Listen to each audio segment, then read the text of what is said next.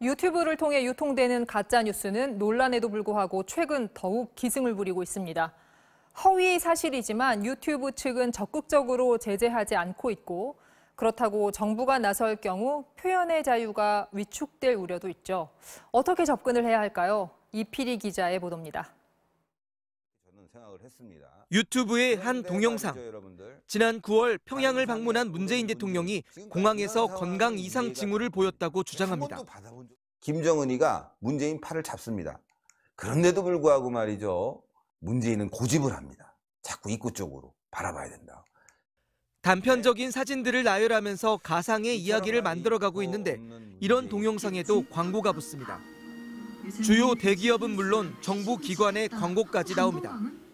18세 이상 연령대로 해서 이제 주로 시청하는 금융이나 경제 분야 쪽을 해서 랜덤으로 진행되기 때문에 유튜브는 재생 시간이 연 4,000시간을 넘고 구독자 수가 1,000명 이상이면 동영상에 광고를 붙여주고 동영상을 올린 사람과 광고 수익을 나눠 갖고 있습니다. 문 대통령의 건강 이상을 주장했던 동영상 계정은 구독자가 33만 명인데 조회수를 감안할 때 한 달 광고 수입이 최소 500만 원에서 최대 8,300만 원일 것으로 추정됩니다.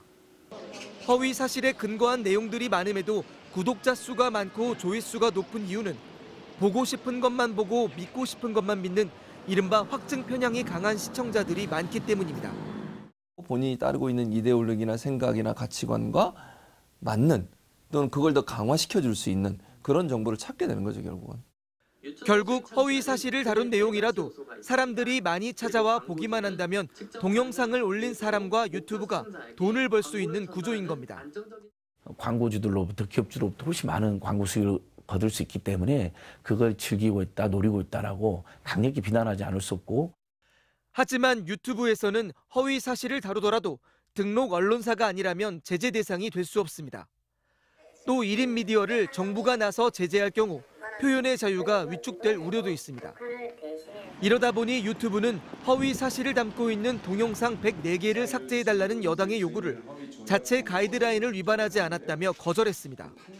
광주 시민에 대한 집단 살해는 헌정 질서 파괴 범죄다. 대법원이 결정한 겁니다. Nor is YouTube, our company, in a position to be the arbitrator of truth. 유튜브와 달리 네이버나 카카오 같은 국내 업체들은 인터넷 자율정책기구의 심의와 판단을 받고 있습니다. 언론사의 무슨 시사교양이나 보도 프로그램을 진행하는 것처럼 행동을 한다면 언론사를 도용했다라고 보기 때문에 저희는 그런 측면을 좀 더 강하게 보고 있습니다. 하지만 자율기구이다 보니 유튜브는 가입하지 않고 있고 심의나 판단도 피하고 있습니다. 유태인 학살을 경험한 독일은 가짜뉴스 역시 증오범죄처럼 공공평화를 교란한다고 보고 SNS 업체가 관련 동영상을 삭제하지 않으면 우리 돈으로 640억 원의 벌금을 내도록 법을 만들었습니다. 우리나라는 관련 법이 미비한 가운데 가짜뉴스가 기승을 부리면서 유튜브와 일부 동영상 생산자들의 주머니를 채워주고 있습니다. MBC 뉴스 이필희입니다.